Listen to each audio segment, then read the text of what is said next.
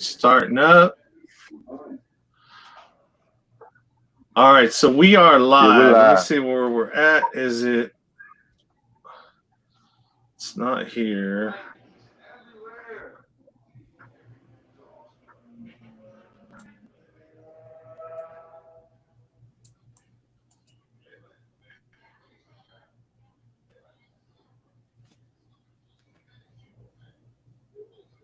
I'm still here, just doing that.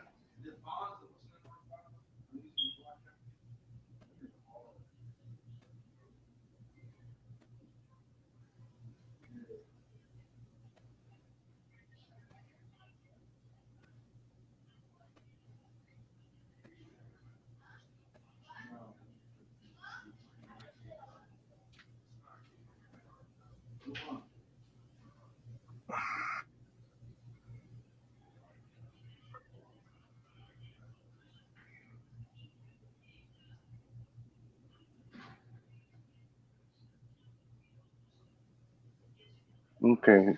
I don't see where it's live at, Sean.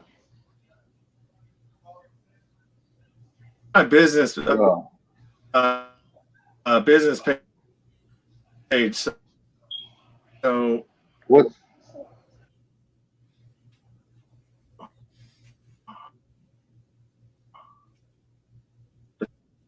it's not. It's not on my. It's not going to be on my. Hold on one second. Let me make sure it's there.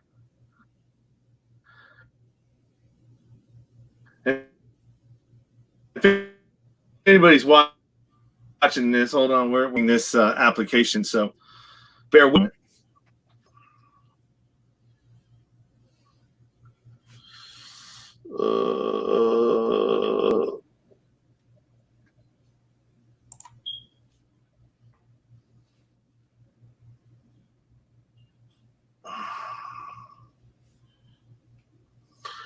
Yeah, it's on my business page. And that's which one? The one that says podcast or the one that says it says podcast, right? Well, the business one is just Sean Dustin. Okay, Let me see if it brought me over there. Okay. So I'll throw a. As soon as it brings me over there, I'll put the over in the comments section. This is where we will. This is where it's going on Facebook.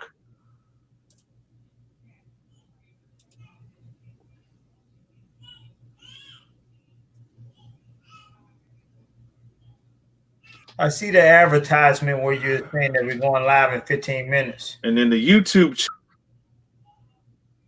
Okay, so if you go over to the comment section, Okay.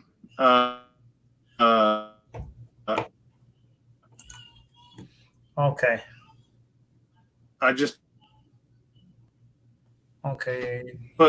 put. You know what? I'll send it over to the private chat.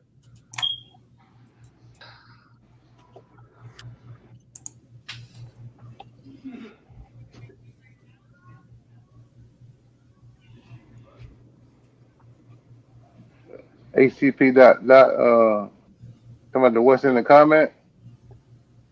Yeah, it's either in the comment or I sent you a private chat too. Where'd Maurice go? I'm sure he's just gonna come back. I'm trying to get to where I can actually let me do it this way. I know what he did. Let me do it this way.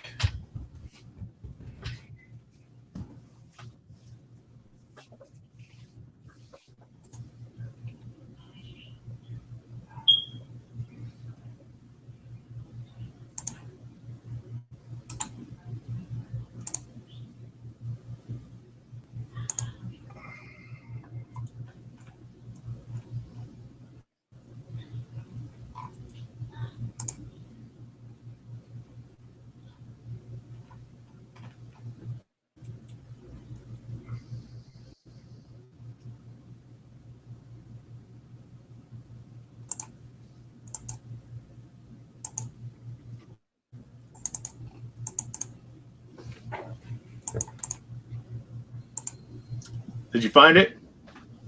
I'm looking for it right now. I'm posting your link, so it may come up, it may not. Let me see.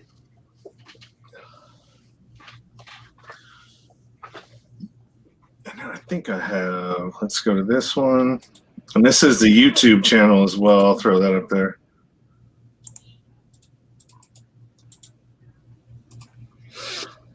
So it's not live. They have to go to it.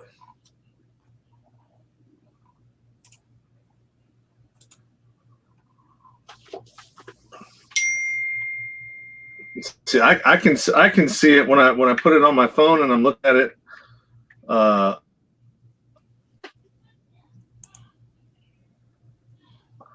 Like I could see it. It's 2 minutes, so there's quite a lag on there. It's a 2 minute. A 2 minute lag. Yeah. But I see us live on my page, so you got to scroll down a little ways.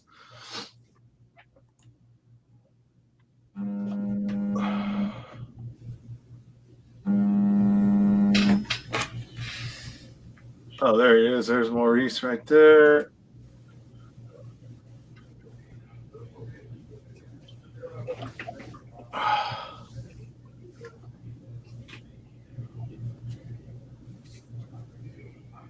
All right, Maurice, you there? Yeah, I'm here. Can you hear me? Was there? Yeah, All I'm right. here. Yep. Okay. All right, we're gonna go ahead and get started. Did you find it, Sippy, Maurice? No, It's not letting me scroll up on this page. That's all. Hold on, it's easing up. I see where he posted. Okay, hold on. Stop in and join the conversation. Sean Dunson was live 1 day ago. I don't see where he's at now live. Now, I don't see where it's live Yeah. either, but I got the link to where you can go in, but I don't see where it's live.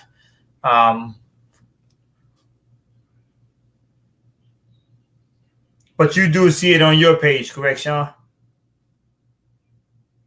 So you got to go to the Sean Dustin page and then I'm on scroll. We got one viewer. What it looks like right now. I'm on that, and I see where you say nowhere to go but up. Let me see if I can open this up and do it this way.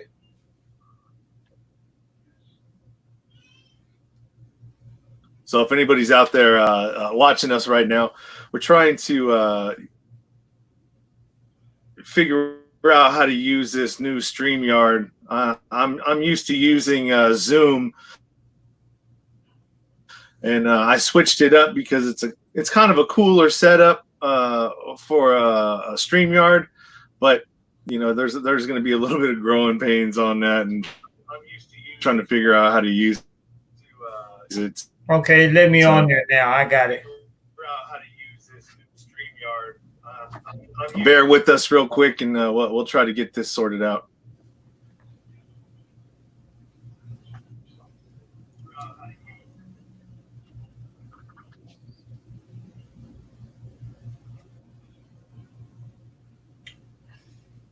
If Sippy goes to your to the actual post and click on open the post up when you're saying 15 minutes, and you'll see at the bottom and have a Facebook link, he has to click on that.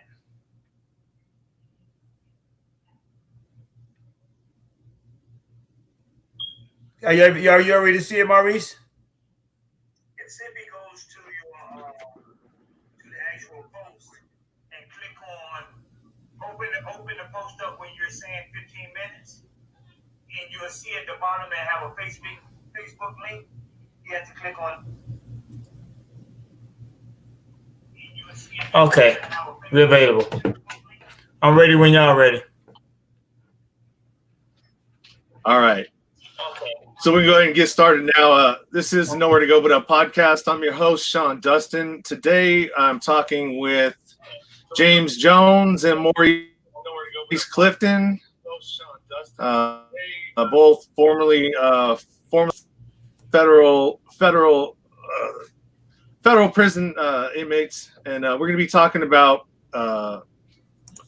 federal prison and some of the issues there, and what and what some of their time was like, and some of the information that they can give to me.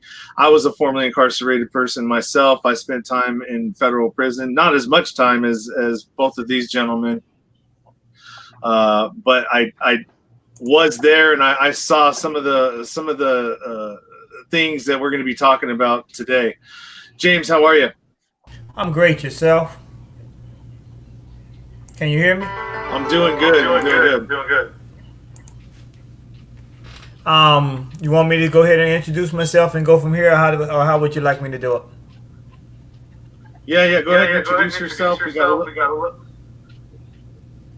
Okay, my name is James Jones, and I am the founder and president of an organization called the Reinvention Center, which is founded in Prince George's County, Maryland, in the Oxon Hill area. I am, as Mr. Dustin just said, I am a former prisoner. I was released in 2015, to be exact, December the 7th, 2015, to the halfway house, and completely out June the 3rd, 2016.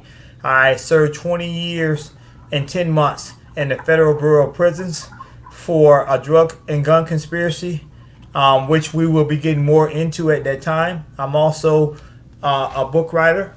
I am in process of getting a book called Getting Arrested, the Insider's Guide to the Federal Legal System, published. It should be published late August, no later than early September. Once that is published, I'll come back out and I will give everybody information on how to purchase the book, or get snippets or whatever. Again, the organization I am associated with is the Reinvention Center, and it can be found on Google at thereinventioncenter.org. It has all my contact information. Some of the services we offer are reentry for prisoners.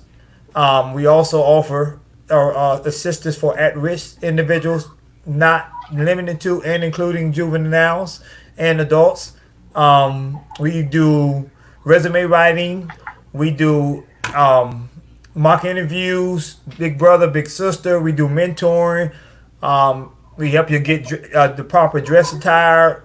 We offer a slew of services. So please feel free to reach out to us, to me at any time. Again, the information is reinventioncenter.org. With that being said, before we get into the comment, I just wanted to let you know that I definitely appreciate you giving me an opportunity to come on your show, Dustin. And I can only say thanks.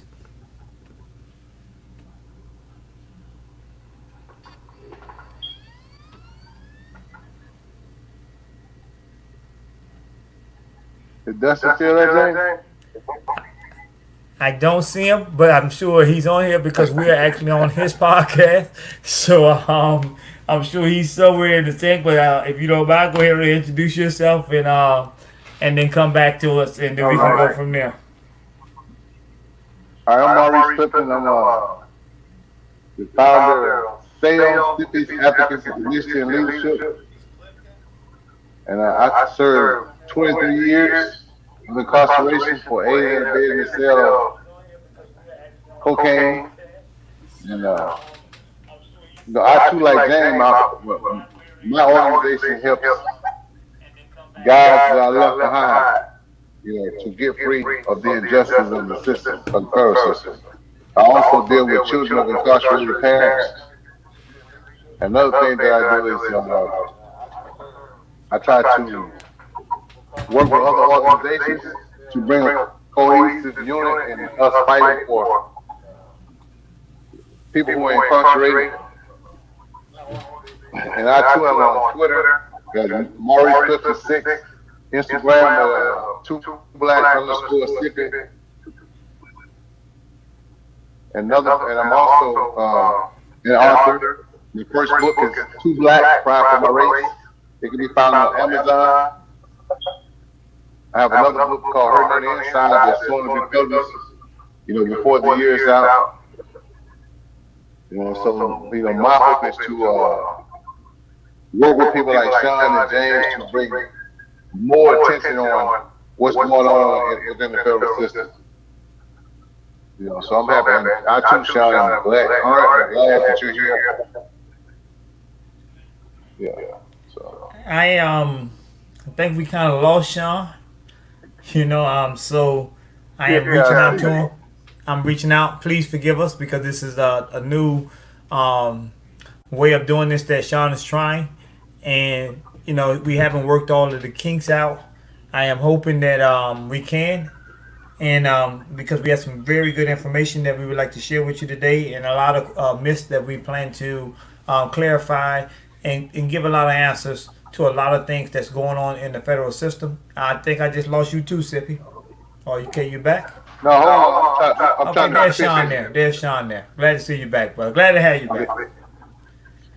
I got an echo, James. You got an echo too? Yeah, I had a little bit of difficulty. Yeah. So somebody needs to turn their mic. Either turn their mic down. Okay, hold on one second. Let me see if it's Maybe me. the background noise.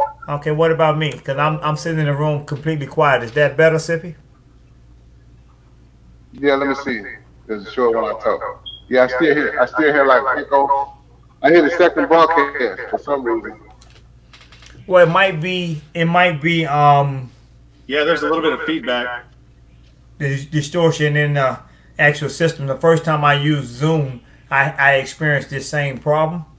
And I don't know why, but that is what happened to me. I'm thinking that's what it may be. May not be. But we I don't see you, I don't see you, Mr. Clifton. Um, well, it might be. Trying to see what's on my end. Maybe sure. Here I am.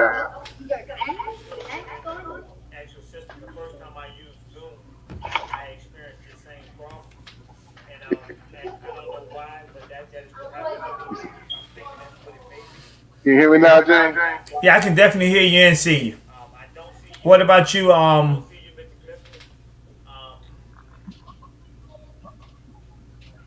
Okay.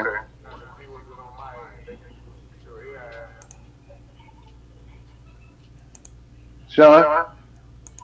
Can you hear me, Sean? Is that better?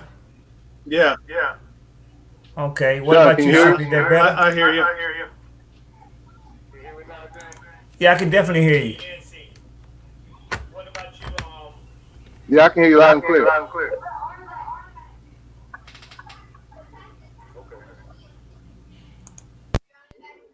Yeah, I don't think we're going to be able to do a watch party like how he's doing the watch party at the same time. I am doing a watch party. I'm letting you know that now. I am doing a watch party. Oh, okay. Okay. I got you. Yeah, I didn't click on it just for that. I heard all the feedback. I wasn't sure.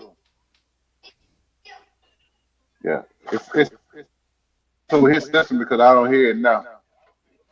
But I don't see him. I don't see him. So there he goes. He's coming back. Okay, we might as well Yeah, just keep on rolling without me because my internet's having some issues, but the broadcast keeps going. So just keep rolling. If I disappear, I'll come back. Okay, so what would be let's get it started so we can get into it. So if it stops again, we can be answering questions, and what we'll do, we'll just go from there. So if you come back, we'll be talking until you come back. Your first topic or direction that you would like to talk on, Sean, is what?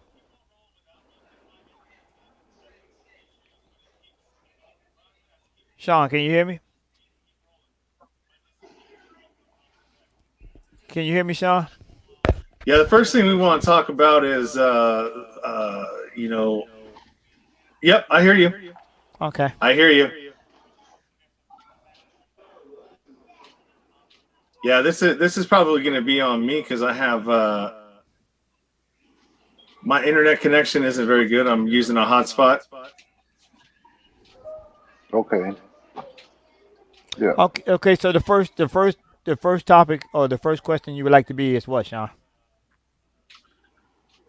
What? So for people out there that don't understand the federal system and what's entailed in it in a sentencing guidelines and how do they come up with the sentences and the amount of drugs for a conspiracy charge? I'll answer that first, if you don't mind, Mr. Clifton. Um, Go ahead. what I want to take you from point A to point Z. We get arrested, and we go through our pre-trial stage where we're actually getting our preliminary, obtaining the evidence and everything that we need or they have against us, and we're trying to prepare a defense. In conspiracy, normally, I need everybody to understand that there's normally no drugs involved with the conspiracy. There's no actual physical evidence. Let me say it that way. What they do today in the federal system is they call it conspiracy because everything is based on historical facts. Historical meaning things that are not actual tangible, but that has happened in the past, and they're bringing people to discuss them at this point. Um, I normally when they're doing that, they have a slew of witnesses. They have a bunch of witnesses. And understand, witness does not mean an eye account witness, not someone that was actually seeing you do what they did. Normally, the witnesses are people that's incarcerated or who are in trouble, and are under some type of hold of the judicial system, whether it be probation, they're in pretrial, or they're actually sentenced, waiting sentencing or something. They are offer them a deal in order to shorten their sentence or possibly shorten their sentence. Meaning, to be more specific, they may say if you testify against Mr. Clifton and we get a conviction over Mr. Clifton, instead of the 20 years you would get, we would turn around, we would ask you for um, um, we would give you a 3 year sentence. And I'm not gonna say everybody. A lot of people jump on that. Some of us don't, some of us do. So what happens is that person then crafts what he feel in the account of the events.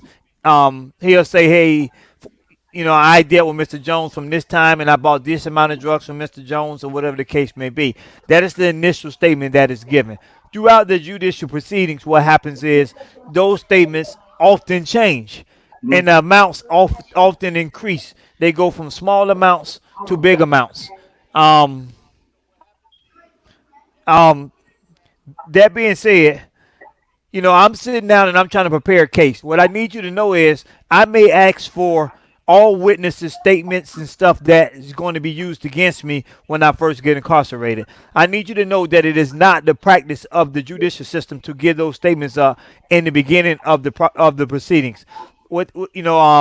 They do have what they call district rules, where the district courts kind of make a rules and make an agreement with the prosecutor. I mean, not the prosecuting attorney, but the public or defense attorneys. And you don't file this or you don't do this, then I'll give you this. Is that illegal? That's something that you have to ask for yourself. I definitely don't like it, but it's something that you have to come up with yourself. I know a district now that actually they'll tell the prosecutor say if you don't file this motion, we'll give you the jinx material, which is basically the statements against your client at this point right now. A lot of people are going to go with that because if my case is built directly or founded or is built on all testimony, of course I want to see those statements as soon as possible. So my lawyer may waive that, or he may not. If he doesn't waive that, the law states that you are only allowed to get those type of statements 3 days before your trial. I myself, as I told you at the beginning of the broadcast, done 20 years and 10 months. I went to trial. I had 30 something people testify against me.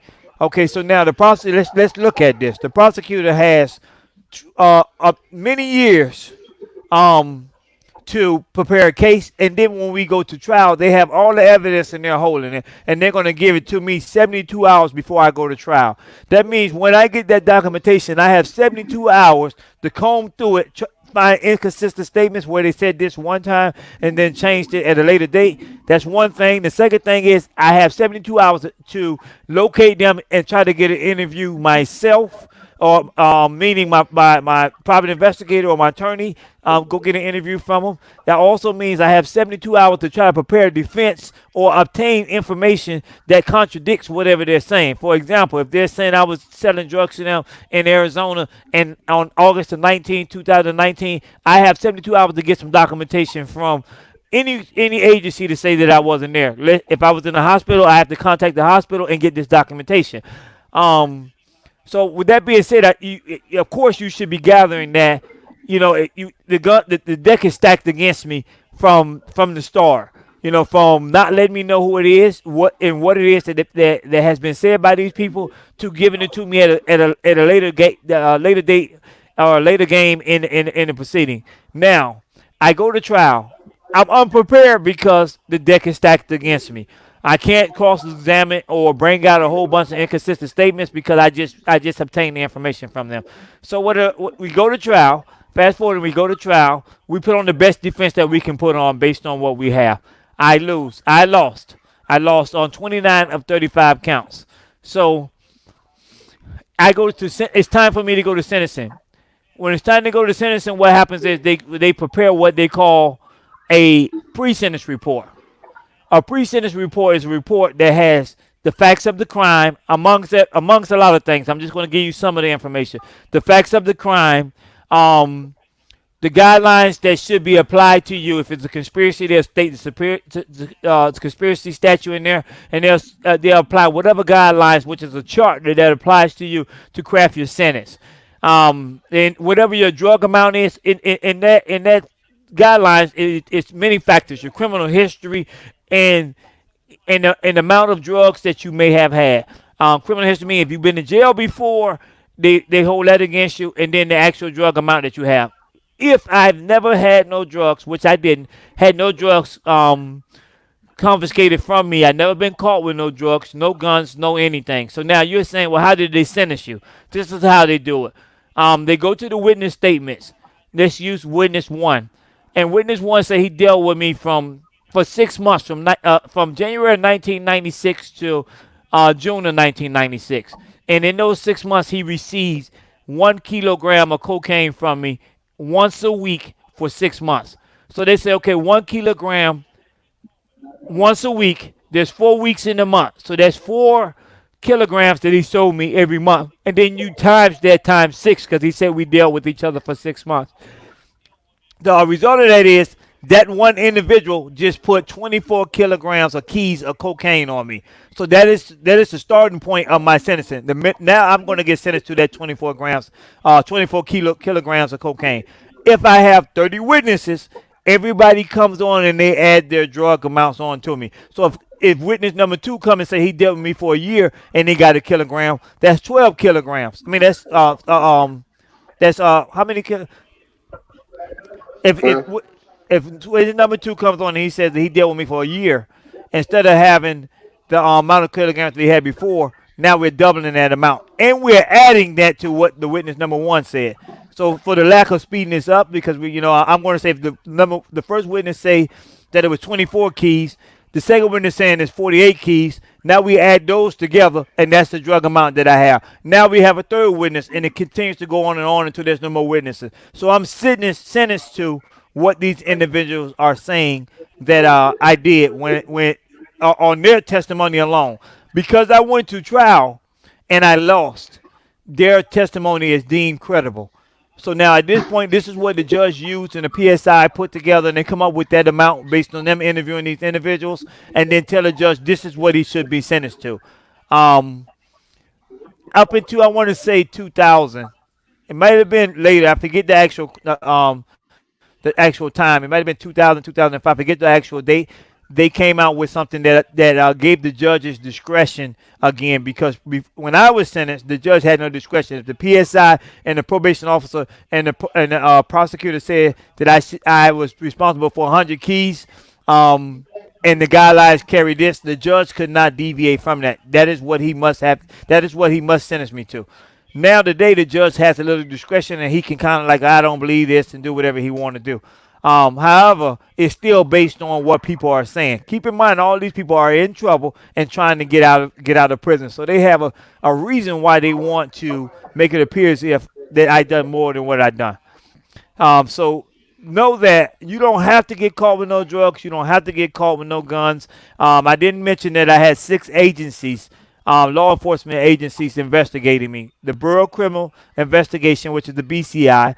You had the state police, the city police, the ATF, and I had the city police and other agencies investigating me.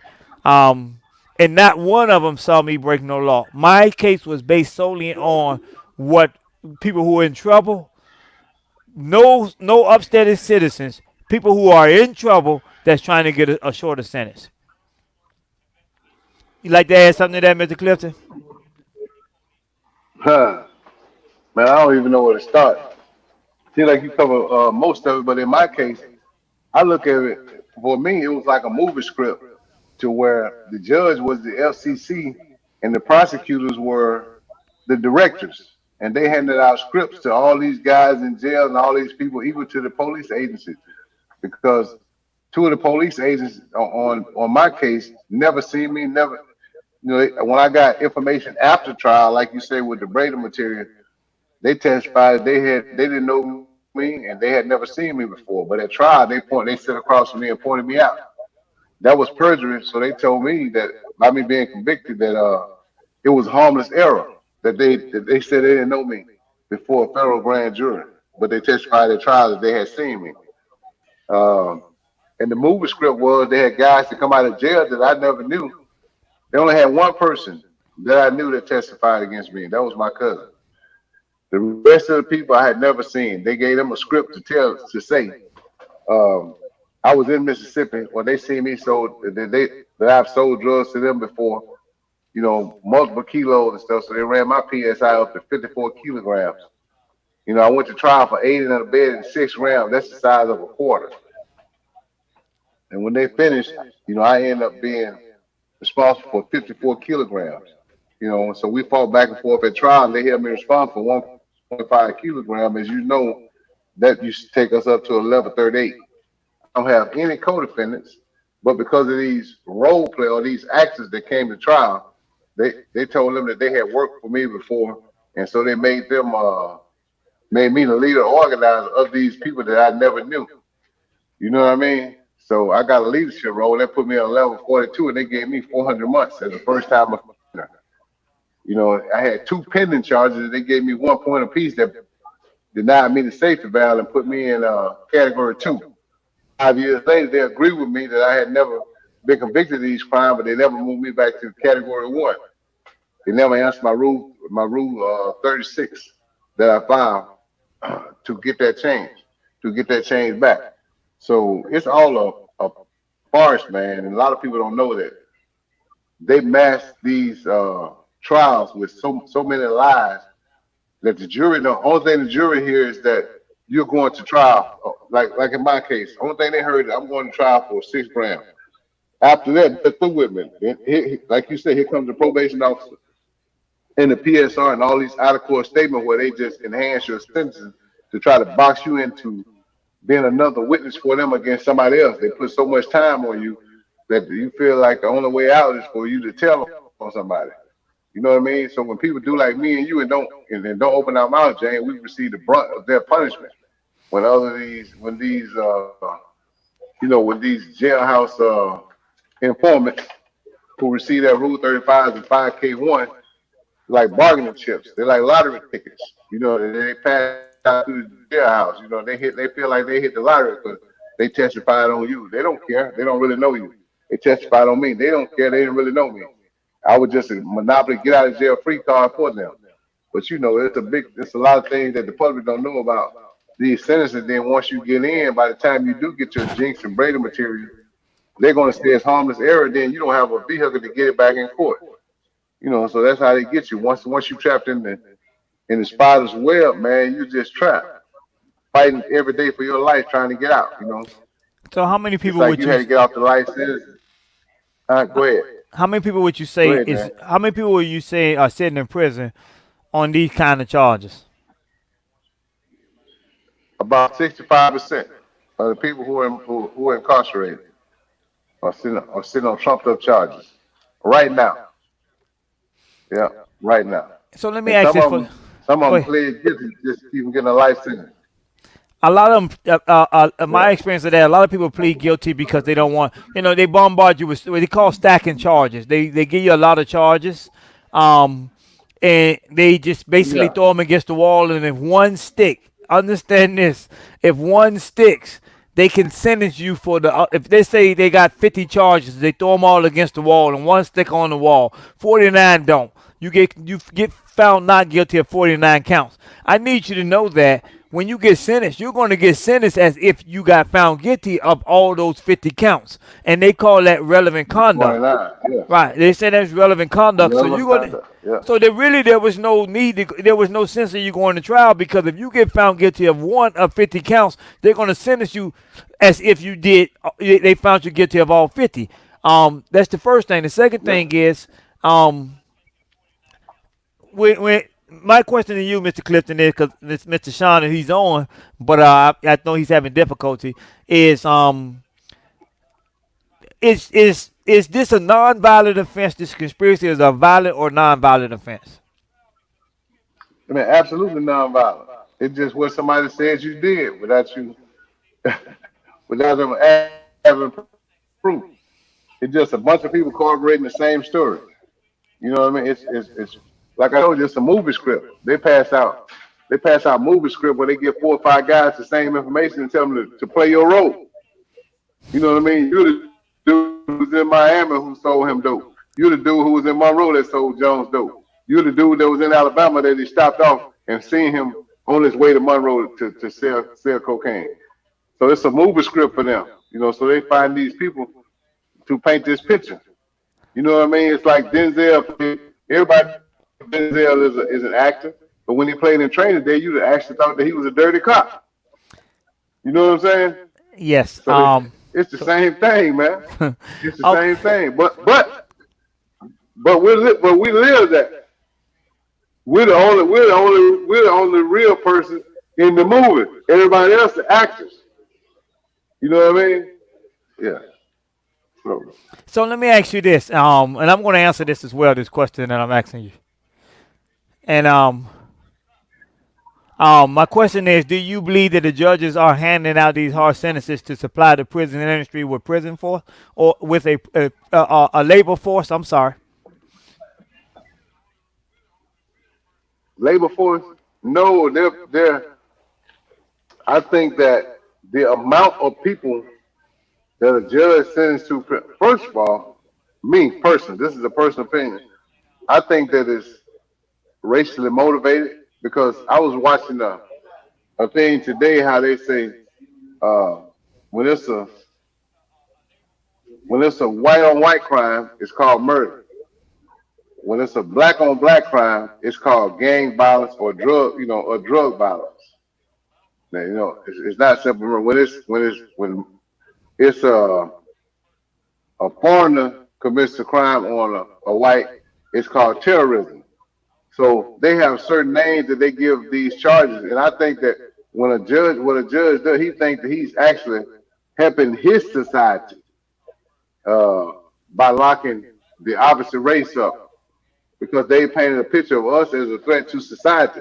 Because if you look at the population, we make up only 13% of the American population, wherein they are, but we make up 70% of the prison population. No matter whether you're in the state, whether you're in the feds or whatever, you and I both did our times in the fed. But so we can look at now, man. We're the only one committing drug crimes. You know what I mean? No, I don't. So so I don't believe we're the only one committing drug crimes. With that being said, I want to interject and say something to you, Mr. Clifton. The first thing I want to bring up to you is that it's an author of a book called The New Jim Crow, and the author name is Michelle Michelle Alexandra. Alexander. Absolutely. She speaks on a lot of the things that we are talking about today, this prison labor and how it is that a lot of our population is incarcerated for crimes and stuff like that. I need everybody to know that the 13th Amendment states that slavery is prohibited unless you are a convicted felon. If you're a convicted felon, at that point, they can pretty much put you through slavery. Because of that, they convict us of crimes, and make. Let me go back before I say that. According to, if you read the book for yourself, don't take my word on it. I'm just quoting and paraphrasing some of the things that I read in the book. It was said that ordinances back many years ago, ordinances were created to that affected would affect the black population more than it would affect of every other population. And because of that, they built what they call work camps. Parchman Prison in Mississippi was originally built for to Yeah, be a work camp. So now, yeah. when people violated those ordinances that was created in order to put people in jail or work camps in order to go out and have them work on different plantations or slaves or not planting slaves but plantations or fields and stuff in order to get the cheap labor. They can get the cheap labor because the 13th Amendment had that clause in it that states that unless you are a convicted felon, slavery is prohibited. So they started building these and chumping up these charges that they are chumping up in order to um, get us incarcerated and get the labor for a cheap rate. So now that being said, the same thing is happening today. What's happening today is they are incarcerating our populations at a great rate in order to get us inside of prison so we can work for free. Inside of prison, I worked at what we call Unicor. I'm not saying Unicor is a bad thing as a whole. I'm not saying that. Unicor has helped craft me into the individual that I am today. It helped give me office skills and many other skills. The only gripe I had with Unicor is that Wages. the wages. I was paid starting out 23 cents an hour, and I was doing payroll for 500 inmates. If you get an accountant in the street that's doing payroll, how many of them do you think actually only was getting paid 23 cents an hour to do payroll for 500 people? Unheard of. But because I'm a prisoner, they can get away with doing that. So again, Unicor is not a all bad thing to me. It helped me get my education. It helped me pay child support when I was in prison. It helped me support myself. Helped me send money out for my kids when on holidays. It's not a lot of money. Don't misunderstand me. But I get an opportunity to start at 23 cents, and after 1 year in Unicor, I can go up to $1.15 or $1.30. Depending on $1.15 an hour. Depending on, then they give me what they call longevity, a longevity incentive pay, which is I may get a nickel for the first after so many years. I may get a nickel after many more years. I may get 10 cents, and after so many more years, I may get 15 cents, and it goes up to 30 cents. So the most I will be able to make, I believe, is $1.35 an hour. I believe. Correct me if I'm wrong on that, Mr. Not Clifton. 35 an hour. 135 is the most I'll be able No, to yeah, make. now all your longevity. Okay, that is Yeah, the most. and then that's if you make grade one. If you transfer to an institution to where they don't have a grade one slot, then you're not going to make that. Some people get stuck at grade three and grade two, but with our longevity, we still get the extra 30 cent added to. Let's say we're grade three at 69 cents an hour, then we still get the extra 30 cent added to that 69 cent that give us they give us what 99 cents an hour. Yeah, something like that. So it give us, but still, it's still pennies on a dollar, but it's way more than the compound is making because the compound is flat rate, 23.46, 23 cents an hour or 46 cents an hour. They might make some of the best jobs on the compound, other than Unicorn, might make $50 a month. If they were fine, they got to pay $25 a quarter. You know what I mean? So where in Unicorn, you have the date that you sign your Unicorn contract, you got to pay half of your salary. If you made $50, you got to get 25 bucks on your fine. So guys come in with $100,000 fine, $200,000 fine, and this money, and the case manager get a portion of it for collecting that money. He gets a percentage of that. That's one of the things that I found out in my latter years that they're acting as collecting agencies and they get a stipend called gain sharing at the end of the month. Same thing that the Unicorn officers get for the amount of profit that we make. If we made like us in Unicorn, we made over $30 million a year for 4 years. So the officers got checks at the end of the fiscal year called gain sharing, where they got a percentage of the profit. Now our profit, they will put it together and give us a party. They would buy all kind of food and feed us for a whole day, called inmate appreciation. And then they still eat with us, and then they still took all the extra food and stuff that they bought. You know what I mean? So I did payroll, I did credit card reconciliation. I used to see some of these purchases, man. these outlandish purchases. I've seen officers buy big screen TVs when they first transferred over, microwave. They end up going out the back door. They don't get an asset number. You know, if they take it for it gets an asset number, then it's just like it was never there. But what can I say? What can I say? They'll put me on in the shoe or put me on decent therapy, and then I lose the job, and I can never get back in uniform because I disclosed the confidentiality of what was going on in the office. I seen a lot of stuff. You So know, I seen a you lot of money moving around with credit cards and stuff. so you saying they would blackball you? Huh? Go ahead. You're saying they would blackball you if you said something about Blackball it. you. I'm saying they'll put you on decent therapy, and decent therapy is, for people who don't know, decent therapy is that you'll ride on the bus for 24 months or however long they need to, and your property will never catch up with you. By the time I got property now that still hasn't caught up with me, and you know, when I went to Bennettsville, I never got some of my boxes, and they're still somewhere in somebody's warehouse, you know, with decent therapy stamped on it. It took me 6 months to get one box. I was there 6 months without property, so I ended up having to buy new stuff with the money I had ended up saving. You know what I mean? I was able to buy my kids school books and back to school clothes working in uniform. I don't condone it. I don't like it, but like you say, it gave us the skill needed. I couldn't type a lick when I was in. When I got out this year in January, on January 10th, I could type 70 words a minute. You know what I mean? Okay, so And I could use SAP. let me Yeah, go ask you ahead. this. Let me ask you. First, I want to interject this into the equation. Um, Unicore is something that I think that only an elite group benefits from, which because it's not the misconception is Unicore keeps prisons open. You had said something to me earlier today that states that the Unicorns have been closed for many months since this pandemic, but the prisons haven't shut down nor are they hurting. Yeah, And 7 minutes, 7 months. Okay, they've been closed 7 months. And there has been prisons that the Unicorn shut down completely when I was in there, and Yazoo done that for a while, for Yeah, months. And the prison continued yeah. to run. That is so. That is so because taxpayer pay $40,000 per inmate to house, feed, and do things for inmates. All of the So money, yeah. all of the money is not going to that. I now want to skip on, and I want to say something. A question was asked: do you think the judges have hold stock in Unicore and are incentivized to hand out long sentences?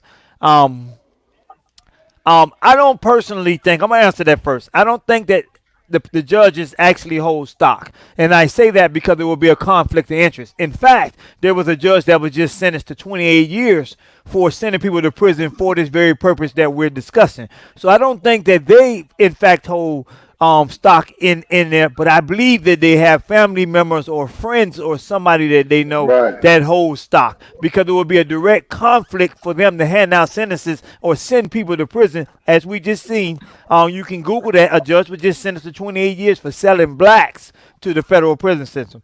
Now, with that being said, I don't think that they hold stocks in it, but I think that it's an overall scheme to just get money, because everything in prison is the prices of things are hiding 10 times more than they are on the street. A pair of reject shoes that you may buy for $20 or $30, it costs us $100 in commissary. I mean, inside the prison.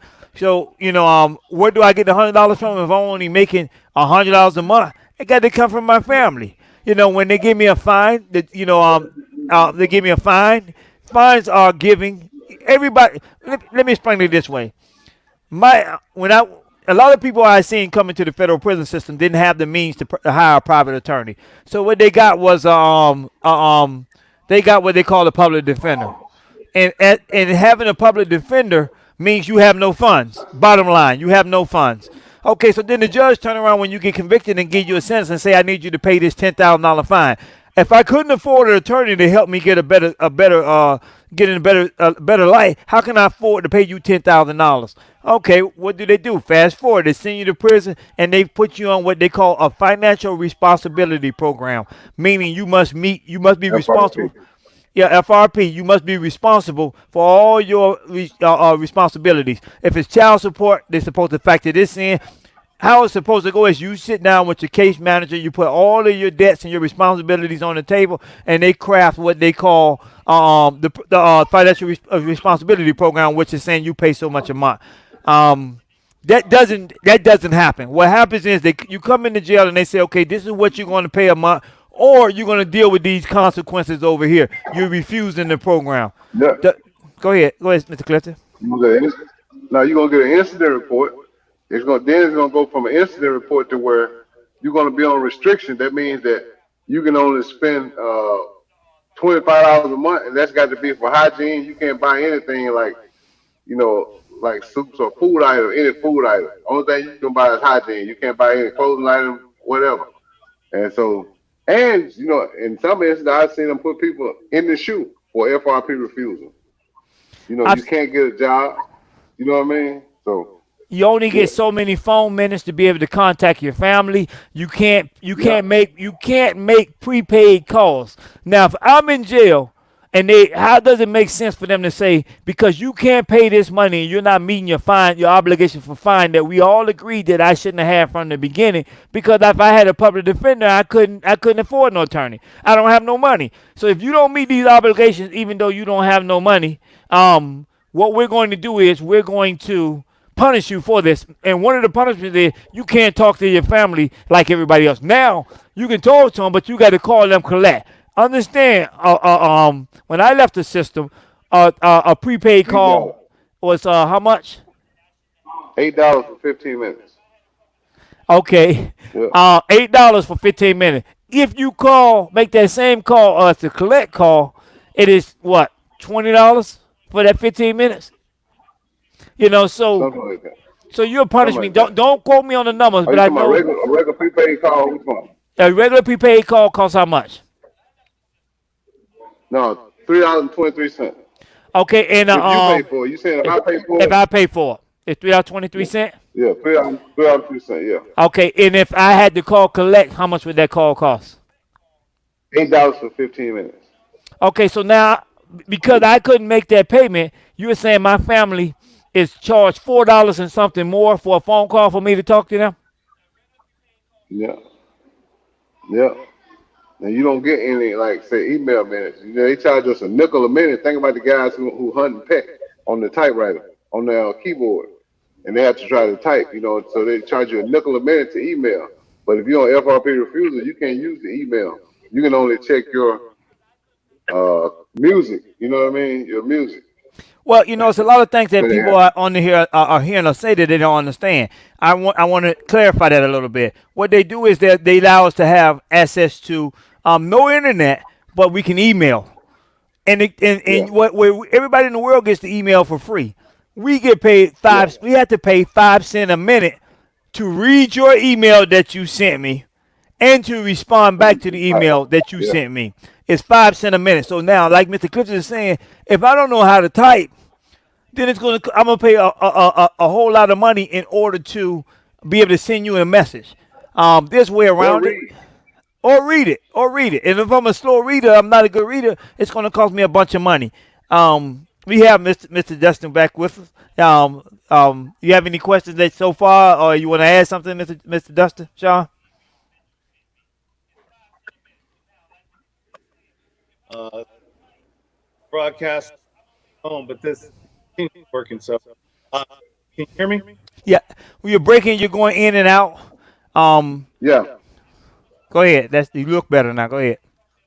Right. Well, it's coercion. The funniest thing is, You're breaking up, Sean. I said the funniest thing that they asked me, well, I pled guilty. Well, they didn't force you to plead guilty. Well, they don't necessarily direct you; they indirectly. From we're talking about earlier, they stack the charge, bail out. They shove you in a facility where it's pretty dangerous. Most of a prison's a lot safer. You know, they up the prices in the commissary. If you don't have money, so when they come at you with this, with plea, you're gonna jump, even if you're guilty or not. You're gonna jump on it because you're gonna get out of there. That keeps up the conviction rate, which keeps that federal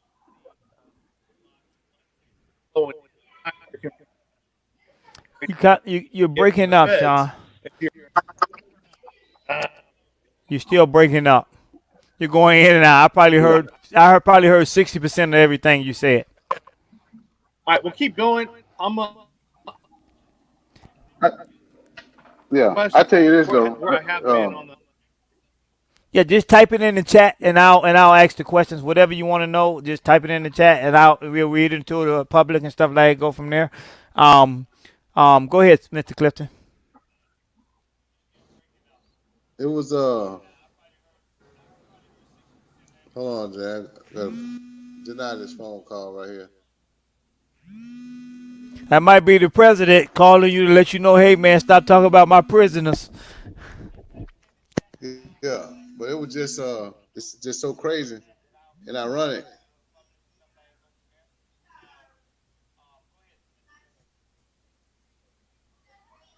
Javarian, call Booker and tell him I'm on the line. Anyway, it's just one thing that Sean was saying about the prisons being violent. Also, Sean, I found this out that most of the prisons that don't have Unicor are at least 5 times more violent than the ones that have. Because you see what I'm saying? Because there's no money, so it's like a dog eat dog situation where everybody is fending for themselves. You know what I mean? So people are, man, it's like it's hard to even explain or describe without really getting graphic or anything. So there are just as many murders. I remember when I was in Beaumont, there were just as many murders at just USP Beaumont alone than it was the city of Beaumont. So we had to think about this is inside prison. So you think about these are inmates who are dying because of gambling debts or whatever else that goes on inside of prison. There are a lot of things that go on inside of prison that we don't ever talk about because it's just man, the same thing that happens in prison happens on the street. And so you can read between the lines and understand that, but then the Bureau don't want you to know that there are people dying. Like right now, we were talking about this COVID-19 situation to how they're still passing out political favors to people. Look at Cohen, Michael Cohen, who, man, had just begun to serve his time and he can get out on compassionate release or house arrest. But he refused and now he's back because he thinks he's too good to be on house arrest. So I don't know, man. It's just a lot of hidden agendas that goes on with the BOP. From the staff to the. It's not only the BOP, Mr. Clifton. I don't mean to cut you off. I want to tell you. It's not only the BOP, and I don't mean to cut you off. I want to get Mr. Sean's comment in. It's not only the BOP. Sean is saying that he feels that we're being encouraged from the time you get arrested, and I definitely agree with that because at the end of the day, first, let me say I was 23 years old when they arrested me. 22 years old when they arrested me. I turned 23 inside the county jail. And you come to me with a 25 or 30-year plea bargain saying, hey, you come into a 22 or 23-year-old guy saying, I want you to spend the next 30 years in prison because I got all of these counts on you. That's kind of absurd. No, I couldn't see that. My response to that to my prosecutor was, I've lived a long 23 years. Now you want me to go and do a longer 30 years in prison. I can't see me doing that. I know that 90%, or I'm not saying I'm 100% innocent. Like a lot of gentlemen, you have a lot of people that's actually innocent. I did do some things. I didn't do 90% of the things that they say I did though. And because it's not about what you do to me, it's about what you know and what they want you to tell them. They want the chain to continuously go. They want you to, if I get arrested, they want to know who I deal with. And then when they get arrested, they want to know who he deal with and so on and so on and so on. If you break that chain, they're going to break your back. Let me say that with the time that they give you. Now you have a lot of people that's in prison that's actually innocent. Mr. Clifton was one. He'll elaborate on that again. But yes, I feel that we are being coerced from the time we get in because if you, as I said, I was charged with 35 crimes when 6 law enforcement agencies didn't see me commit a crime. Where do those crimes come from? I may have one person say they seen me with a gun. When first they say I sold them some drugs, so that's distribution. That's count one. Then they say during the course of selling them drugs, they seen I had a gun in my shirt. Now I got use of a gun related to a drug trafficking crime. I got felon in possession of a gun. And then they say, well, the serial number's off. They say, yeah, so now I got the serial numbers being off. So it may be 4 to 5 counts or 4 to 6 counts for each incident that happened. And they charge it that way in order to, like I said, to throw it on the wall and hold one stick and we'll get you that way. So I definitely agree with you that you're being coerced because they're saying if you plead to 2 of these, we'll drop this many, but you go to prison for 30 years. If you plead to 2, we'll drop 33. Definitely charges are stacked. So and definitely charges are stacked because if I got 35 counts, they're not going to give me a bond. If I got 35 counts, it appears as if I'm a menace to society. Also, I see. I'm reading. Please forgive me. I'm reading Sean comments at the same time. I'm answering them, and I'm going to give you a chance to read them. And I'm answering Mr. Clifton. But yes, we are being starved in the jail. I don't know where that $40,000 a year per prisoner is going because the uniforms we wear come from Unicorn, so they're bought at a they're bought at a high price, overpriced price because somebody's making money. But they're made in uniform, so they're not of good quality. Your boxers, your socks, and all that stuff that's made in Unicorn. Your toothpaste is made in Unicorn. Your combs, your toothbrushes, everything comes from Unicorn. And one prison buys stuff from other prisons. So this is how they're able to generate the money and make the money. All government agencies buy stuff in this. None of the stuff that we buy is quality, whether it be hygiene products or be whatever. The food inside the prison. I only laugh at this, and I'm not going to continue to go on because this is something that I've been wanting to get out for many years. So I don't want to hold everybody up. But hey, man, I've been in prisons where the person who owns the commissary, and I need you to know that commissary is the snacks, the hygiene, and stuff that you can buy. The snacks if you want to buy some soups or stuff because you want to be able to eat later on in the night after that night. The same person who owns commissary is the person that runs the food there. So you're getting these small proportions, and you're forced to take the money that you have to go to the commissary that's owned by the same person and buy all of their food. Which is crazy. So yes, you're being starved out, and there's a lot of tactics and a lot of scams and a lot of schemes going on to extort not only me of my freedom, but my family of their money as well. Because everything costs in there. And this is why we're saying unicorn's not a bad thing. It's just that we have to do wages, change the wages. So what I'm doing and what I'm saying now is, go ahead, Mr. Clifton. You there, Mr. Clifton? Yeah. Say it Go again, ahead. James. I'm saying unicorn is not a bad thing. I just feel that we need to change our way. Do something. Start a petition. Start a drive. Start, something, a movement or something Yeah. to change I what the don't think it's a wages bad are. thing.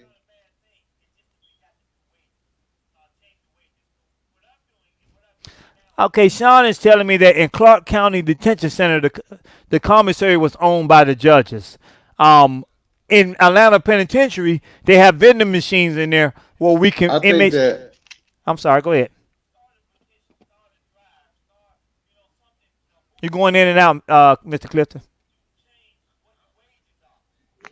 no, no, I just think that there are a lot of things that we need to do, like you said, was to put other things in place if we really want to uh, make Unicorn less effective in prison. But Unicorn is committed to reentry.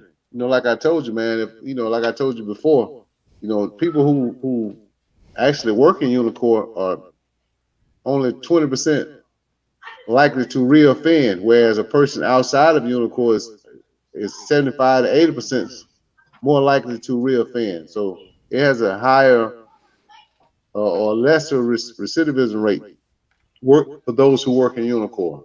I'm not saying that that's justified. Like I said, I'm from a state, Mississippi, that started the whole 13th Amendment movement to where they started just giving people vagrancy or tax charges just to put them in penitentiary. You had people who spent 15 and 20 years for failure to pay taxes, poll taxes, or just vagrant, what they call them vagrant, 2 and 3 years for vagrancy when they wanted to build a railroad coming up through Mississippi, the Yazoo City Railroad.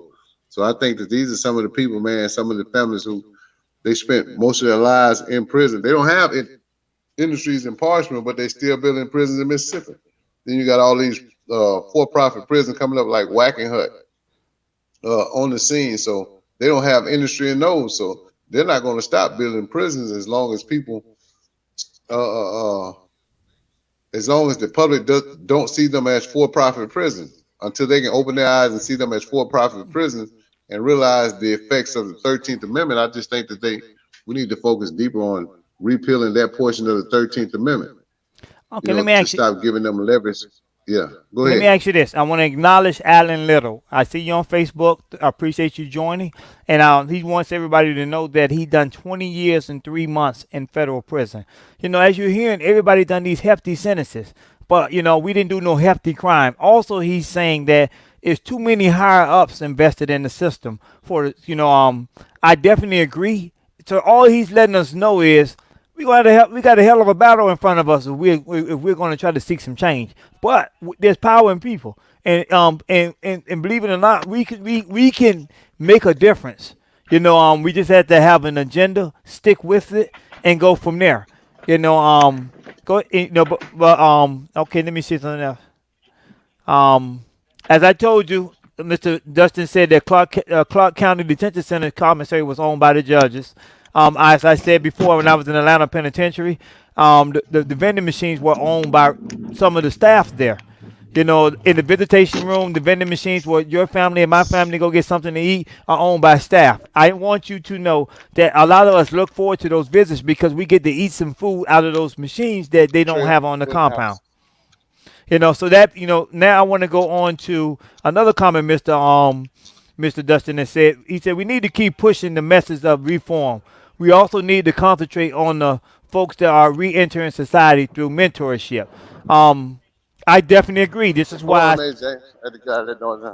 Okay, I definitely agree with you, Sean. This is why I started the organization of the Reinvention Center. Not only do I try to help reinvent who you are by giving you the skills and tools, the interpersonal or my personal experiences, I also will mentor you. You can call me at that number at any time and ask if you feeling, kind of stumped or stuck or something, and I'll try to help you get through it. I may not have all the answers, but together we can get through it. I want to move on to your next topic.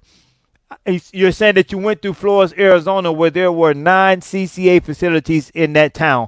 CCA facilities are private-owned prisons. That means people are building prisons and making money off of the prisons. They get, everything. Because, again, as we said, for $40,000, think about it. If it's $40,000 per inmate and I can build a prison and hold 2,500 inmates, that's a lot of money I'm making every year. And then I got the overhead is small because I'm subcontracting out the commissary to somebody, and they may bring in the food, so they're handling that, and they're happy because they're making money off the commissary and the food. So everything is kind of about it. Prison is geared around money. Bottom line, So with that being said, we keep that in mind when we're dealing with that. CCA prisons are private-owned prisons. There's a lot of celebrities that are vesting in these private-owned prisons. I don't want to, for the sake of not misquoting no names, I don't want to get into that. Just Google it and investigate it. There are a lot of celebrities that's into these private-owned prisons. Sean is saying that I am working to start a nonprofit for ex-offenders that are re-entering. With that being said, you have myself and Mr. Clifton. Do know that anything that you need or any information that you may need or whatever, we're here to help you. Our resources are extended to you as well. Definitely we need more nonprofits out here. But what the main thing I want everybody to understand about these nonprofits is everybody that comes out of prison is looking for some form, or a high percentage is looking for some form of help. whether it's from a nonprofit, whether it's from a government agency, or whether it's from something else. Um, think about where does the funding come from for these nonprofits, these organizations. Think about how do the staffs get paid. Yeah, a lot of them donate. Everything that you see this far, um, that you've seen up until about a month ago, because I did a fundraiser and I have had people who have donated to my organization, and I greatly appreciate you. I acknowledge and respect and appreciate everyone that done it, but it's not as easy as it used to be to get grants. It's not as easy as it used to be to do fundraisers because of the pandemic that's going on. A lot of people don't want to be around people. So it's making it a little bit harder for us who have these nonprofits to do what we have to do. Again, I don't push and say, hey, they give me a monetary donation. I can use your time. This is where the mentoring come in. If you're an adult woman and you're successful, pass on that information on to somebody else. If you not, if the least we can do is you can sign a petition that we may get to make some type of reform, um, and if we have a march or something that's trying to do it, the least you can do is to be a part of that. So there's different ways to contribute. It's not all about money. Please understand that. That does help, but it's not all about money. My passion has me doing what I do, and regardless if people are helping me or not, I'm gonna do what the Lord provides for me to be able to do. Now, Sean also recommends that everybody watch a movie called The 13th, the number 13th. It's on Netflix. It speaks on. It's a very enlightening movie about the system, and from what I've heard, President Clinton got on there and said they got it wrong when it came to the war on drugs. So we are saying times are different now. So everybody pretty much, if you go in 10 households, 8.5 of them got somebody, a loved one, a friend, or somebody in prison. So now people are starting to pay attention and listen more. Please look into that. Another book I recommend you read is Michelle Alexandra, The New Jim Crow. She explains a whole lot of stuff about the system, how we're put it in place, all the way back to when black people and white people, all races were out in the farms and were working together. There was no superior group. In that book, you will understand she breaks down when the superior group started, where the superior mentality started at, how all these ordinances were created for these work prisons and all of that stuff there. Shortly after the 13th Amendment was passed. So please, in order to overcome things, we have to educate ourselves and be able to know what it is. Some people say, hey, I don't like I'm not into history, or I'm not into black history, I'm not into whatever. If you don't look into it, you don't know what direction you're going, because they say history repeats itself, so it's not going to be something that hasn't happened before. Okay, Mr. Martinez, I'm glad. I'm going to look into it. We had a gentleman named Joe Martinez that commented in the section and I says, just think that go ahead. we got to find a way to educate the public on everything that's going on, man. I mean, even with the current situation now, like we talked about last week of COVID-19, and still it needs to be addressed then, because they're not giving us the true numbers, man. And then the American public is not really really preparing themselves for the next wave of COVID-19. Even though we're talking about everything that's going on, like I told you, for the last 6 months since February, no unicorn has been open. The guys have been really on lockdown. I mean, even then, everything started about Gregory Floyd, or with, with that movement, and with the Black Lives Matter movement, and they locked him down further. So they locked him down past the 23-1, where they were only letting them out like once or twice a week. So they don't tell us that story, and people don't have. You got to realize these guys haven't had. You got all the prisons across the United States. Well, I'm gonna just say federal prison haven't had a physical visit since February. You're talking about 6 months and some change, man. That none of the people have seen their kids past Father's Day. None of the women have seen their kids, during Mother's Day. And so, we're worried about Unicorn. Unicorn is not even active right now, man. I'm worried about the lives of some of the partners that we got that are still in there, James, the ones that we're waiting on to come home. So that's, that right now, that's my biggest concern. Not necessarily about we'll address that 13th Amendment at a later date, man. I just think that sometimes when we have issues to come up, We need to move those issues up a peg and make those like hot topics, man. So I really want to find a way that where we can address, like you say, doing petition for guys that we know have been in or been overly sentenced, and they should be out. If a person has done 20 years and doesn't have a body on his case, ain't no fucking way he's supposed to still be in prison. That's just point blank, man. For a drug crime. You know what I'm saying? It's no way that he should still him or her should still. You got Evelyn Bozen, you got Marcus Boyd, you got so many other people, man. Then you got people, especially with these stacking laws. As you know how they said in Johnson, stacking was illegal, but they came back and found a loophole. Once they gave the judges discretion in a prende and a lien, the judges taking it upon themselves to say, okay, the Supreme Court says illegal, but I'm not going to give you relief on it. You know what I'm saying? So it's so many issues, man, that we can just talk about for days and days, man. But I just think we need to talk about it and be about doing something about it and putting that in play, like you said earlier, starting petition for these guys, getting people to write letters on their behalf, and whatever else that we can do, Sean, James. I just think that it's time, man. You know what I mean? I love the Zoom calls and everything. I want to see something on paper to what we can do with and for those guys, man. So we can see. I like seeing people come home like Chad Marks, you know, who come home and he's doing legal work, helping other people. Tommy Alexander, these are people. But some of these guys, just say like Phyllis Wall and Ruth Rochelle, they're still on house arrest, man. When did you hear at no time when we served time did you hear about anybody coming to serve the rest of their time on house arrest that had 10 years left? Man, they just released 3 or 4 guys from Oakdale, home on house arrest that had 10 years or more left, man. On house arrest for 10 years and told them they can't get a job. They got to stay at home and be on house arrest. But this is shit that they don't tell us, man. Okay, so who's supposed to support those guys for those 10 years? That's the question I would like to ask. Whatever family member they living with. I got one named Jerome Davis. I'm going to try to get him to come in. He just got a phone, and he's on Facebook. And he was at Yazoo with us. You know, from Memphis. They used to be the commissioner over basketball and stuff when he was there. From Memphis. I remember. I definitely remember. He was caught his case in Evansville. Man, this man had 10 years left. They just let him home, man, on house arrest and told him he couldn't find a job. He's staying with his sister in Houston.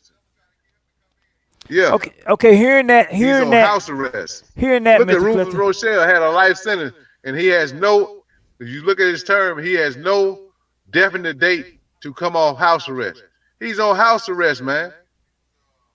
Doing lives every day. Look up Rufus Rochelle. He's on my page. He's still on house arrest, man. And these people have no intentions of letting them go. So what are they going to say when the virus ease up? That they're going to revoke their house arrest and put them back in prison, into an overcrowded prison? I'm saying, what's the plan? You letting all these people go to show the public that you're letting people out on house arrest. We're not even addressing the people inside and the people who are out on house arrest. The issue, how can they're still a burden on the taxpayer. So I'm wondering if the people who's over the house, the monitoring, the house arrest monitoring, are they getting kickbacks for the Bureau of Prison letting people go? Because they had one company that was doing it. I'm gonna show you something. Before in December, November, the end of November, beginning of December, it was a company, organization called Oaks of Justice. They were talking about getting people out on house arrest because there was something coming down the pipeline. They were talking about this in November and December. It got so bad to where a couple of politicians out of Texas and one out of Pennsylvania got in trouble because they were talking to the judges and some of the bureau directors to let people go on house arrest. Google them and look up Oaks of Justice. So they already knew that the pandemic was coming. And so they shut them down and they changed their name. I don't even know what their name now, but they had already got money for the whole house arrest system to put people on house arrest, did the chart and everything. Man, I got it in my property. I just been waiting on the right time to put it out there because they knew something long before this pandemic ever came through, man. So I came out in January. I just feel blessed I made it out before that whole way because they're making now. If he get immediate release today, he's allowed to come home to the public. 21 days. You know what I'm saying? So, man, it's too many things that we can even talk about and discuss, man. It's an ongoing, never-ending topic, man. I just urge our viewers on whatever platform, man, send us some questions that we can ask and dig, and help us fight this fight, because we can't do it on our own, James. And like you said, we don't ask for money. Then we got people out here perpetrating that they're helping people and taking advantage of people. You know what I mean? And that's a topic for a whole another day. We seen it, we investigated, and we found it. You know what I'm saying? So, man, tell me, man. You know what I mean, Jay? Yeah. I agree with you, Maurice.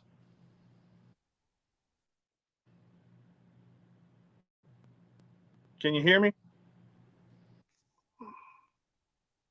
Yeah, loud and clear. Yeah, I agree with everything you're saying, man. It's definitely, I mean, it's one thing that we can be talking about these problems for hours, for days. We need to start putting, like you said, we need to get an agenda together, and we need to start figuring out how we can hit feet on the street and start making a difference in you know, getting people together and rallying behind this cause.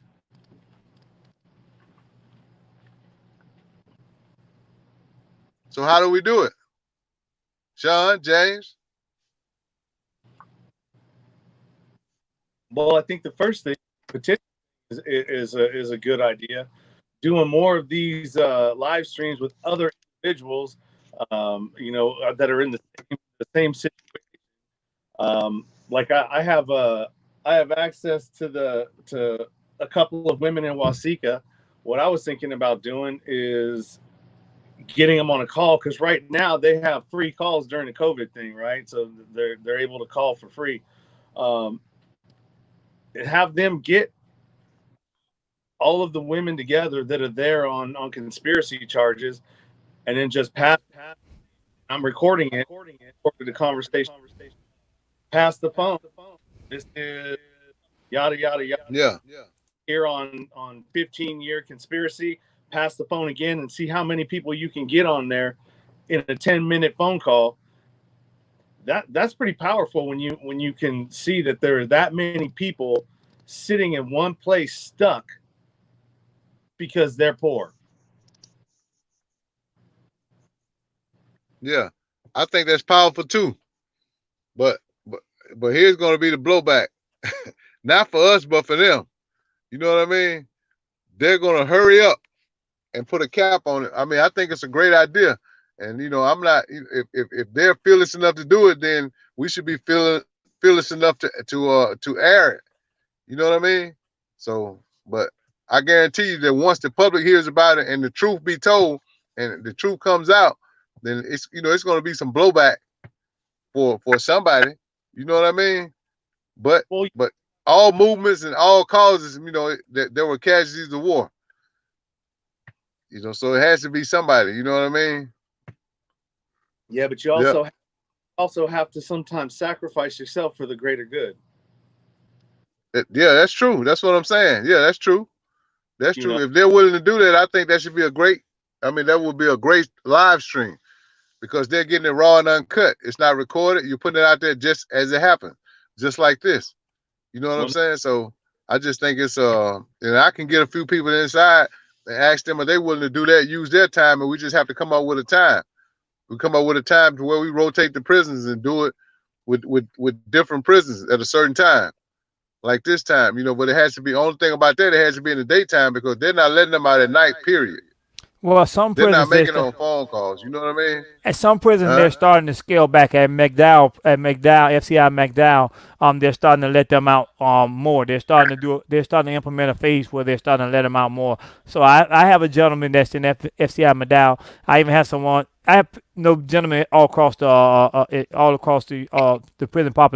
prison area, because I remain in contact with them. But they are starting to let people out. You just got to find a time that they're out, because they have schedules. They went from, like you said, that 23 and 1 to coming out every other day to coming out at coming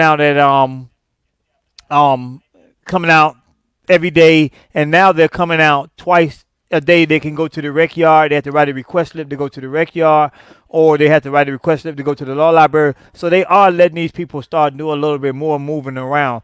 And not this podcast, but I was speaking to someone in the next Sunday, or whenever we have a topic that suits the individual. I'm going to have one of them call us and actually put them on the actual podcast via phone, so everybody can hear from an actual prisoner what the conditions are of the prisons and all that stuff there, opposed to adding to what we're saying. So people can have me.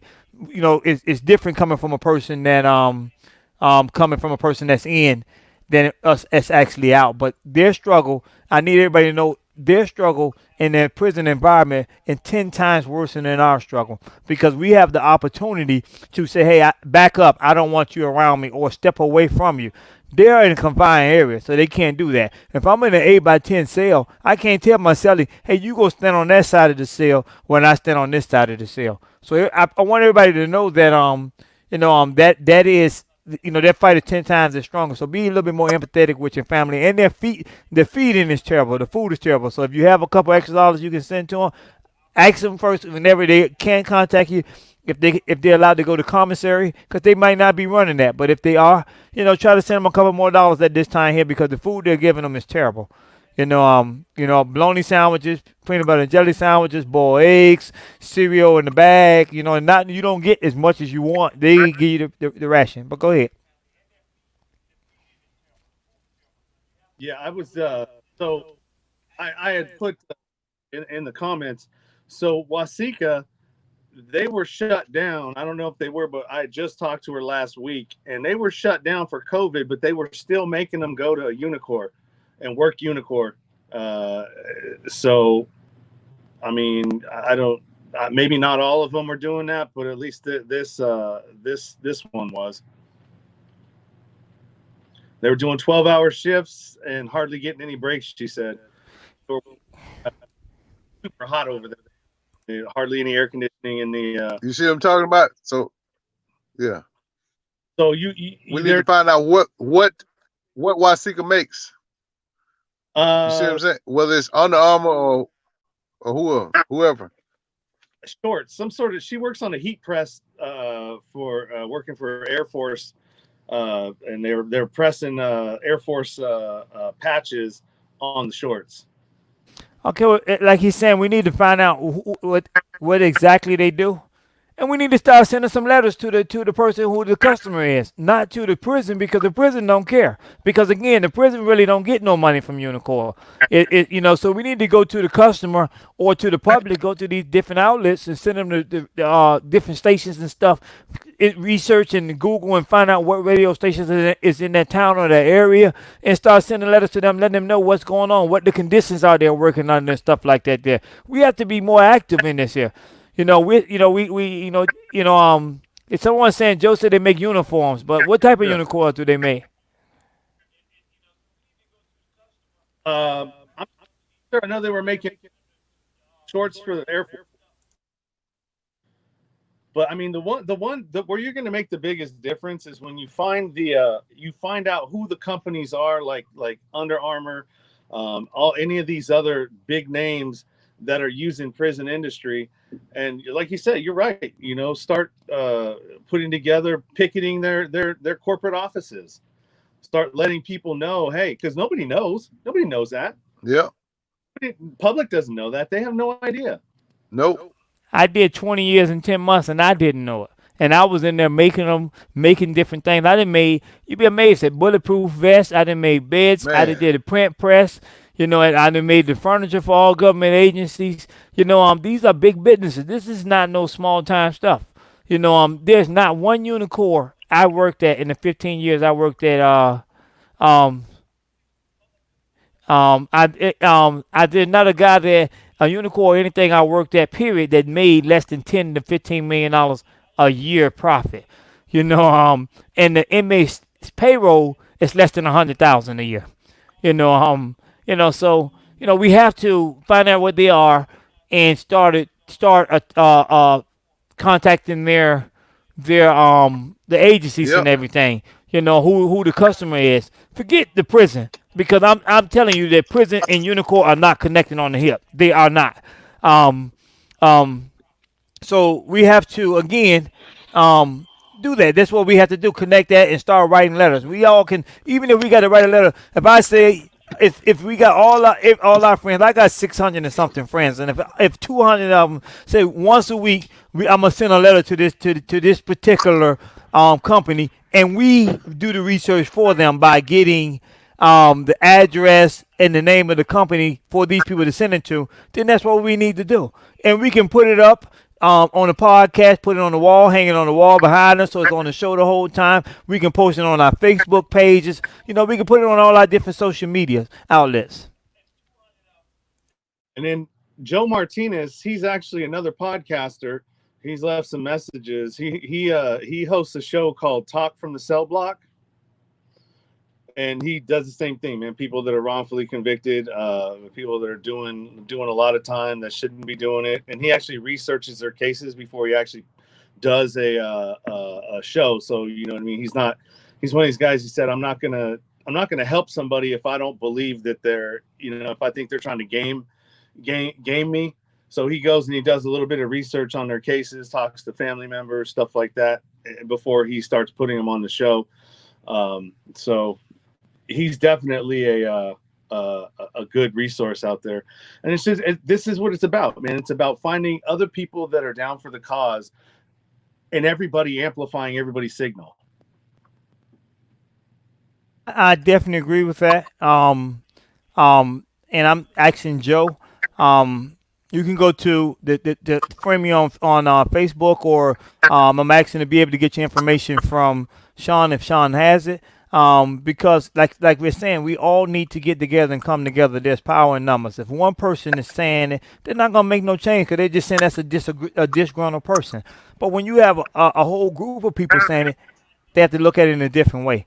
You know, so please, you know, I ask that you get my information. I'm at thereinventioncenter.org, or you could just contact Sean. Sean has my information, and you know, and pass on your information. That so I have a broadcast that me and myself and Mr. Clifton do.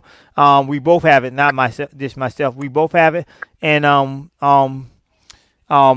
you know, we want you to be involved. We want you to come. You know, we want to do that. You know, and one of the things that I'm going to start doing is I'm going to start at the beginning of my broadcast, and I would suggest this fall that we, you know, either in the comments or something, post our contact information so we can all have each other's contact information. You know, because we have to work together. It's imperative that we work together. It's not going to work individually. No, it's not. And another thing that I was thinking is that if you have one person, if you had 600 people, but you had 10 people write a different kind of letter, but every one of those people of those 600 sends that letter out to a company, to a prison, to a congressman. It doesn't matter. It doesn't matter if it's the same, you know, they get the same letter. It's still coming from a different person, a different constituent. I agree with that, and you know, once, you know, again, we may have to do the footwork for some people, and with that being said, you know, not only send it to the actual company or their corporation or the corporate office. Let's get with our senators in that area. Let's get with the people. Now, understand that some of them may just kind of like brush it off because they're getting their campaign funded from these corporations, you know. So we have to keep that in mind. But that don't mean we don't send it to them. We send it to them, and everybody. We start complaining. We send the news stations. We give them copies of the letters. You know, we do different things in order to show a trail. We know from our personal experiences that we must have paper trails in whatever we do. So when somebody come talk to us, we have to have our ducks in a row. Yeah, absolutely, man. It has to be an organized front, and an organized frontal assault, basically. Resistance is futile for everything that's going on right now in this country. You know, there's a huge paradigm shift that's getting ready to happen. And these next, I don't think July, but I think it's going to start in August, where we're going to see all kinds of different things going on. Because there's definitely a power struggle happening right now in Washington. I definitely agree with you. I'm with you. I definitely agree with you. Um, and I think that this pandemic thing, my opinion, just my opinion, it's far from over. And even though the numbers are starting to spike now, you're going to see a tremendous spike when this winter comes. You know, and they already projecting that. So far, we've seen the numbers climbing and they're opening back up. I don't think that they were open for our health. It was safe for us. I think we was open because of the economy going in the direction it was going. Keep in mind that our president was a businessman. And one of the things that he said on TV was the economy. We need to do something for the economy. So it's not about your health or your well being. So it's your job to make sure that you keep the PPE equipment on, do the social distancing, and do the things that needs to be done. Because nobody else cares about it for you. But yes, going back to it. There is a fight for power in Washington D.C. The election is coming up, so everybody's going to do whatever they can to try to win that election. They're going to say the things that they think we want to hear. They want to do the things that they feel like we want done, and we're going to come up with a superhero that all of a sudden just came up with this vaccine eventually in order to get them back in office. That's just my opinion. Yeah, I think they're going to use, in my opinion, I feel like they're going to use the second wave of the COVID is gonna bust out in October, just so they can force the elections to take place via mail-in ballots. If they do that, then Biden has a better chance of winning over Trump. But if not, Trump's got some things up his sleeves. I'm pretty sure. Like I'm not a Trump supporter, but I'm really starting to see through the Democrats and the things. Did you say something, Jane?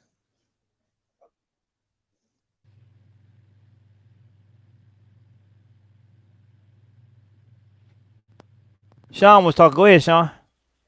Oh yeah. No, I just think that there's some things that are going to be coming down the pipe, in the next 3 or 4 months, especially with this Ghislaine Maxwell who just got arrested, on the Epstein thing. She has the potential to bring down a ton of billionaires and everything that has to do with that pedophilia and that whole elite thing that they got going on. So, what happens with her is gonna be pretty telling. If they kill her, then I don't know what to say about that, man. I mean, that's just, you couldn't, if that happens, then it'll be very, very, very transparent that they're trying to hide something huge. I agree with that. I definitely agree with that. Have what we're saying and what I'm gathering from this today is that we expect another wave of this pandemic. So now, with that being said, what do we do about it? It's like a game of chess. It's not a game. But I'm just going to use that for illustration. If you move, it's my move. We know this is coming. So what do we do about it? That is my question. Because something has to be done. Right now, I expect it to come also because I work at an MGM casino in National Harbor, Maryland. And right now they have us back at work and they have a skeleton crew for 90 days. So that means that they're expecting something to happen in 90 days. They're not bringing everybody back. They're only bringing the needed or the necessity people back and to open up the prison and go from there. All the restaurants are not open. Nothing at full capacity, which we know it shouldn't be. But they're saying for 90 days. So I'm anticipating them, and I can be wrong, to close down back again in 90 days. They just want to recoup some of the money that they lost and make as much money as possible throughout this time period, because they have put in our head, whether it's true or not, that heat kills the coronavirus. But you got the hot. Texas is one of the hottest places in the United States. Florida is one of the hottest places in the United States, and they both have record-breaking cases of a coronavirus. So that's not true. Again, it was just put into our head. This is what this is.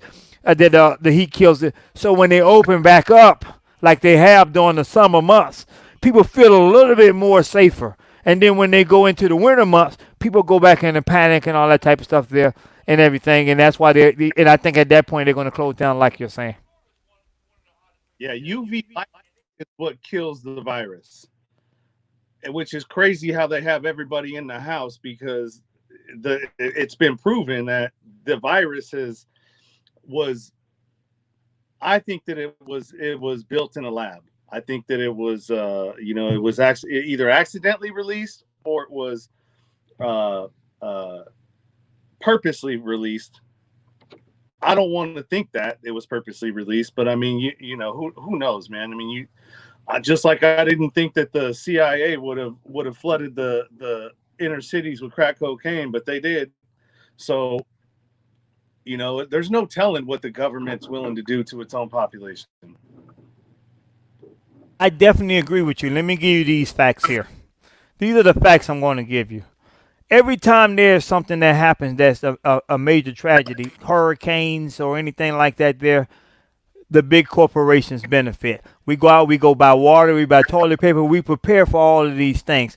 When this pandemic came out, we done the exact same thing, and we're continuously doing the same thing. Somebody's making a lot of money. We're buying more food. Everybody's getting more obese. There you can't find no Lysol. I wish I owned some stock in Lysol, because I'm sure it went all the way up. You can't find no Lysol no more. Cleaning supplies are scarce. Toilet paper was scarce. Water was scarce. We went on a spending splurge when all this started happening. You know, and it always happened during these all these tragic times. You know, so, you know, when you say you hope that somebody hasn't put that out, I will hope so too. But when I look at every time it happens, this is the reaction to an action. You know, and again, the people that are benefiting are the corporations, and the corporations are the one who funds the campaigns. Someone just came in, very wise gentleman. I know he just came in the house when I stepped off. He came in the house. He's from out of town. He came in and he, you know, came and seen me, acknowledged me, and he was sharing something with me that I'm going to research. You know, and I asked everybody on the show to research. Look and see who actually benefits from Black Lives Matter. Who actually gets the funds and the proceeds, the money from the proceeds and all that stuff from Black Lives Matter. That's what he asked me to do. Act Blue. Excuse me? Act Blue is where is when you hit the donate thing on Black Lives website. It's blue. Act Blue is they deal with everybody. They deal with the DNC. They deal with all those people. So a lot of that money is going to candidates, campaign candidates. Yep. That's my point. Just the point, and that's what he shared. But I don't like to speak on things until I actually see it for myself. Not discrediting the gentleman, because like I told you, he's a wise gentleman. Go ahead. Have you heard of Bishop Larry Gators? Not familiar with that gentleman. I'm gonna put a link this, and this breaks down. It's a foil hat podcast, and Bishop breaks down the whole Black Lives Matter thing, the whole Floyd thing. You know, that the three women that started Black Lives Matter are three Marxists, or at least one of them is a Marxist. And in their mission statement is to break up the nuclear family. That's what it states. I mean, the Marxism is what they're preaching. And have you ever heard of a boule? Yes, I've heard of boule. Yeah. Are from Private organization. You know, presidents, some presidents were two of part them of. are from the same sorority, which is a boule sorority, and the third one is from another one that's a boule. So all three of them are boules.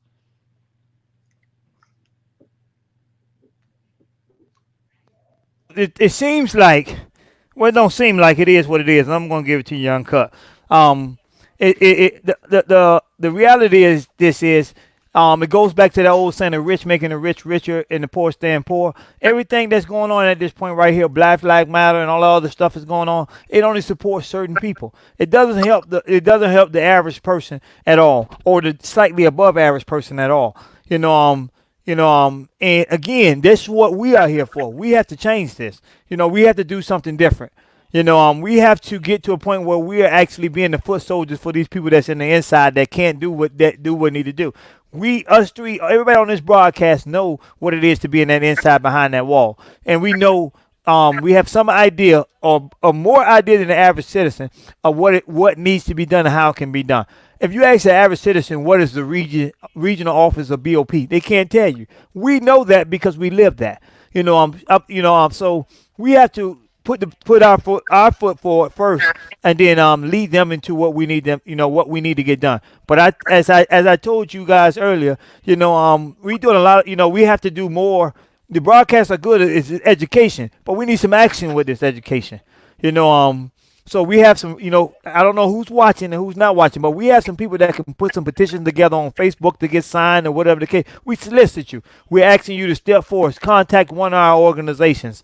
If you're listening or watching, whatever the case may be, that means you are in contact on Facebook or some social media agency or outlet that you can get in contact with one of us. We need you. We're asking you to do that. That's to me, that is the first step to actually start trying to finding out, get in contact with us so we can find out who the person is that we need to send this petition or write this petition about, and where we need to send it to. Once we choose our target, then we will go ahead on and start executing.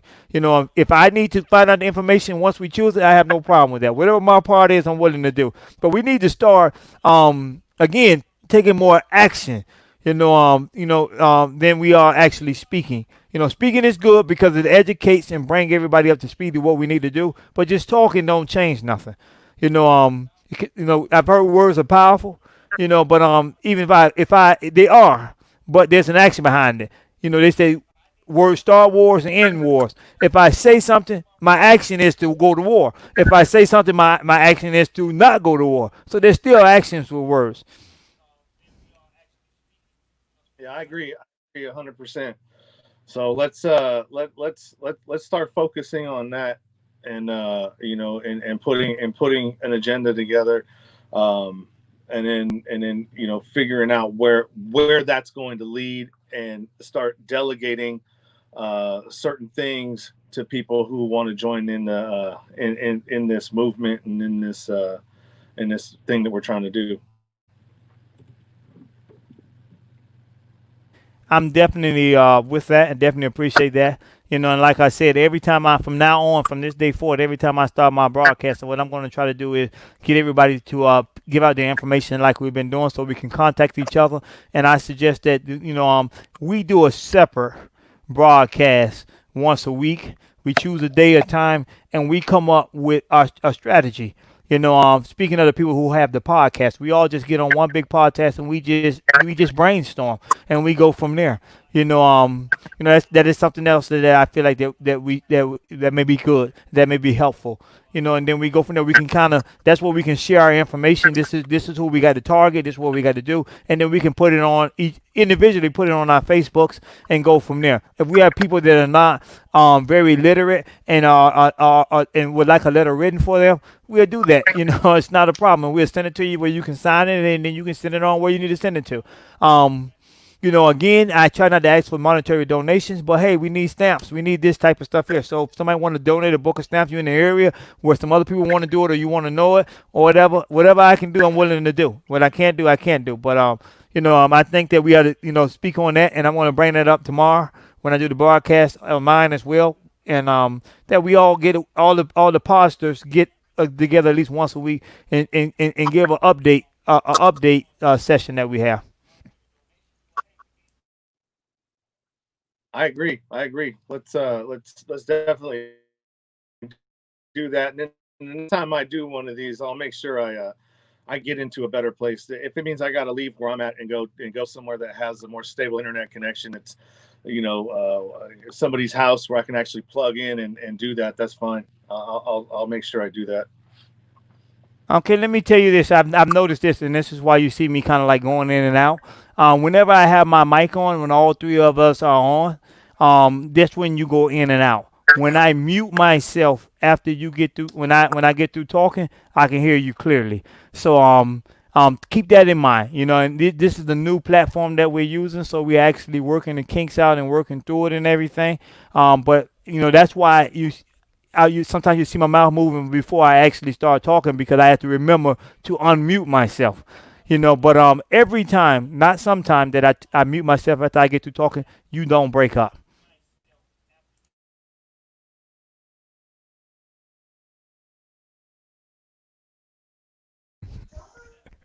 I tell you that, then you jump off the broadcast. Sippy, you have Mr. Clifton. Are you there? Got a long ride. So we'll what's gonna be your next one, Sean? Sean is not with us now. I'm thinking that we're gonna wrap it up because we've been on here an hour Yeah, and I'm 50 here. minutes. I know you're there. I see you. I see you. I see you. I definitely see you. Sean is not with us though.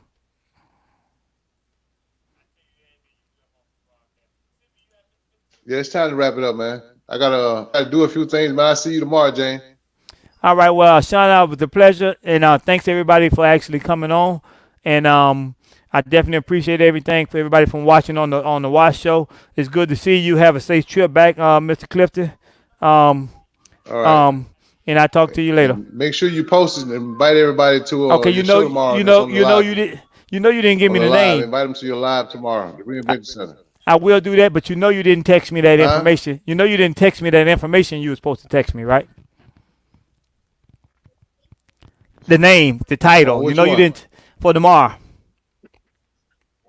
Oh, yeah. Okay, I'll do that as soon as I get off. All right. Well, y'all I'll enjoy do that, yourself. yeah. It was a pleasure, and I'll talk to y'all soon. Y'all have a good night.